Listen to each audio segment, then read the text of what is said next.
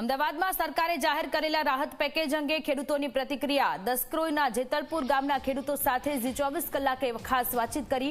માવઠાના કારણે ખેડૂતોની 2 સિઝન બગડી હોવાની વાત કરી। ખેતી સિવાય પશુ આહાર માટે પણ અનાજ બચ્યું નથી। વીઘા દીઠ 25,000 ખર્ચ કર્યો, તેની સામે રાહત ઓછી હોવાની ખેડૂતોએ વાત કરી છે।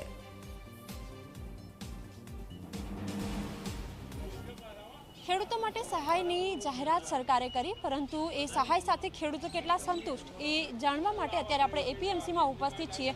ઘણા બધા ખેડૂતો અલગ અલગ જગ્યાથી અહીં આવ્યા છે, એમની સાથે વાતચીત કરીશું, એમને પૂછીશું કે આ સહાય તેમને કેટલી ઉપયોગી નીવડશે। અચ્છા, આપ જણાવો, સરકારે સહાયની જાહેરાત કરી છે, કેટલું સંતુષ્ટ આપમાં?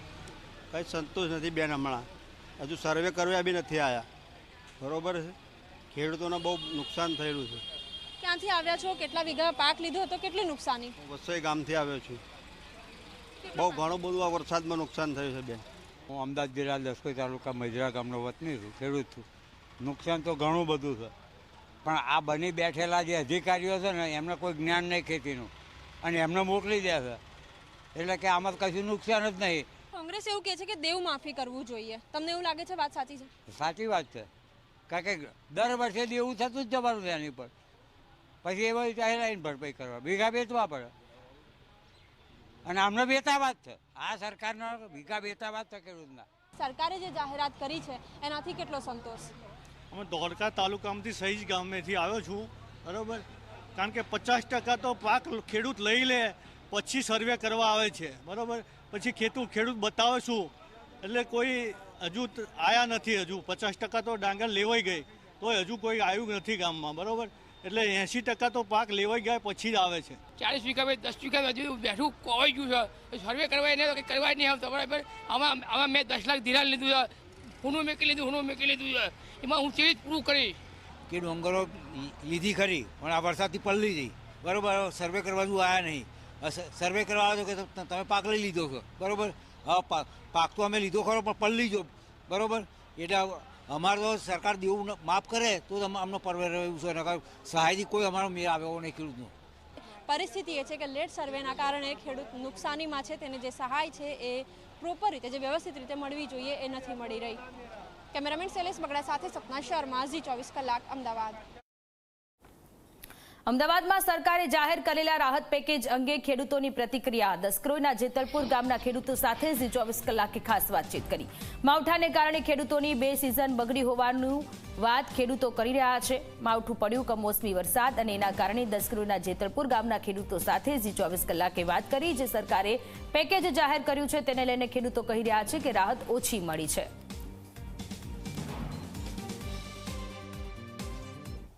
કમોસમી વરસાદના કારણે ગુજરાતના ઘણા બધા ખેડૂતો પાયમાલી તરફ, અને એ પાયમાલી તરફ તેઓ અપેક્ષા રાખી રહ્યા હતા સરકાર પાસેથી। સરકારે મદદની જાહેરાત કરી, યોજના બહાર પાડી, અને હવે ખેડૂતો પાસેથી જાણીશું કે જે સહાયની જાહેરાત સરકારે કરી છે એનાથી ખેડૂતો કેટલા ખુશ છે, તેમનું શું માનવું છે કે તેમને કેટલી સહાય મળશે।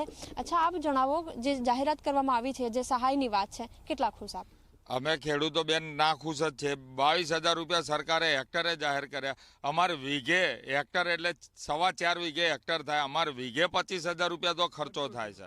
બીજું કે સરકાર જો ખરેખર ખેડૂતો માટે સહાય કરવા માગતી હોય તો અમને વીઘા દીઠ ખર્ચો ફાળવે, અને પૂરેપૂરું અમારું જે નુકસાની જયું છે પૂરેપૂરું અમને નુકસાની આપે। સરકાર 5,000 રૂપિયા આપીને ખેડૂતો ક્યાંથી બેઠા રહી શકવાના છે? 25,000 અમારે વીઘે ખર્ચો, 5,000માં ક્યાંથી પૂરું પડવાનું? ખેતીનો તો પાક ફેલ ગયો તો ગયો જ।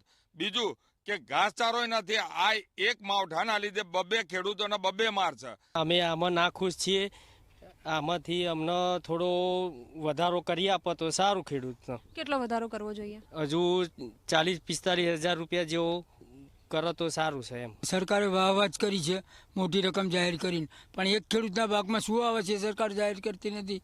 ટોટલી ખેડૂતને સંતોષ થવાનો 10,000 કરોડ સરકારે કઈ રીતે નક્કી કરી લીધા કે આ ગુજરાતનો ખેડૂતને સંતોષકારક જવાબ આપી શકીશું। જેતલપુરના ખેડૂતો કે જેઓ કહી રહ્યા છે કે આ જે સહાય છે એ પૂરતી નથી, તેમનાથી તેમને સંતોષ નથી, કારણ કે જે પ્રમાણે તેમણે લાગત લગાઈ છે ખેતર પાછળ, એ પ્રમાણેની આવક, તે પ્રકારની જે સહાય છે સરકાર તરફથી તેમને નથી મળી રહી।